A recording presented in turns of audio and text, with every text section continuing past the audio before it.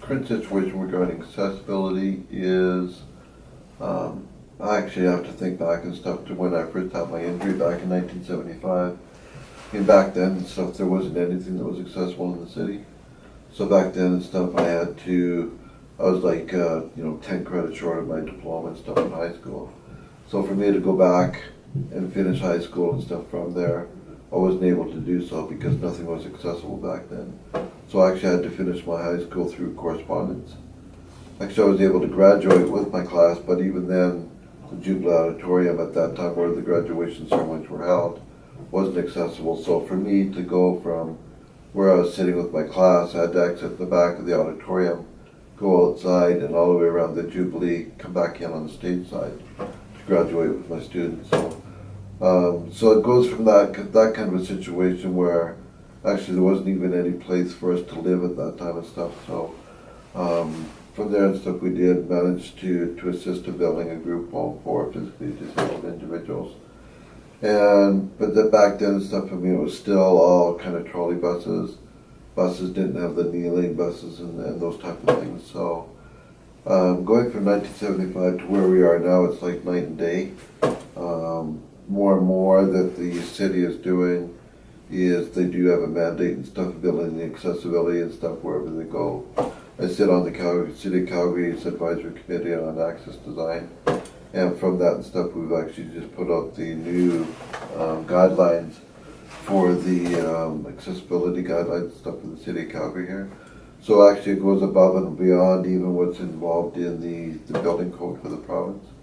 So we make it even more accessible and stuff than actually needed.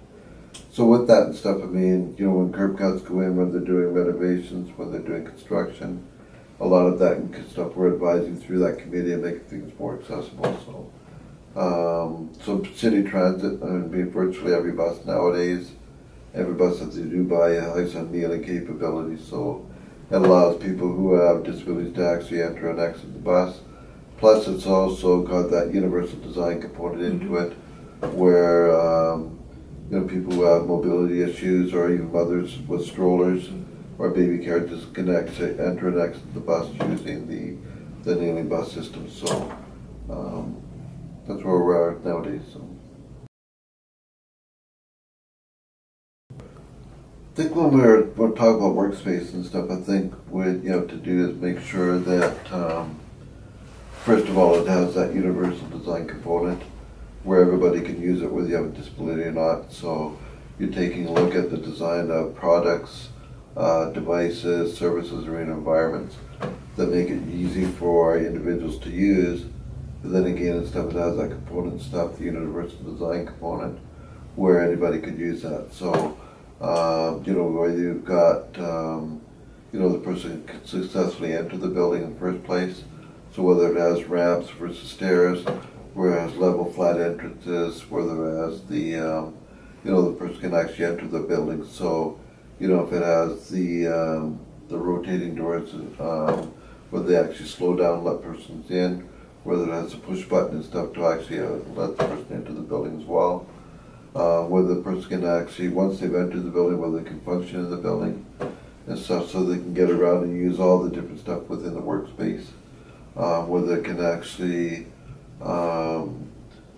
use all the amenities and stuff in the building and stuff as well. So not just getting into the workspace, but they can get into, let's say, a cafeteria or a lunchroom or those type of things, the washrooms. And then actually and stuff whether they can actually safely exit the building in case of an emergency, those type of things. So those are some of the things that we look for when we're in the workplace.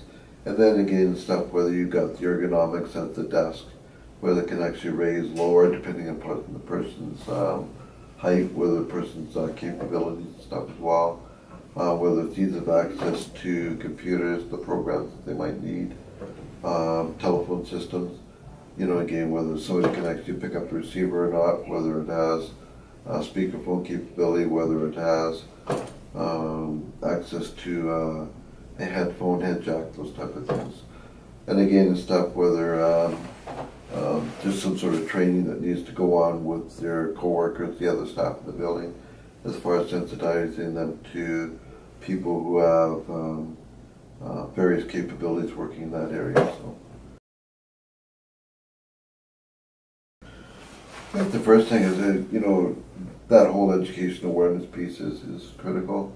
So I mean, if there's nobody on staff that has that knowledge and stuff, is seeking out in the community somebody who has that type of capability, whether you're trying to find somebody who has an accessibility consultant, whether you're even contacting, let's say the City of Calgary, their advisory committee on accessibility, they usually have somebody on that committee and stuff that can actually come out and audit the environment and stuff and take a look at that. So again, it's not to make assumptions. I mean, so many times we'll go into a building or an environment that's actually just being built or completed, and then they reach out and stuff to somebody to come in and say, here, take a look at what we've done.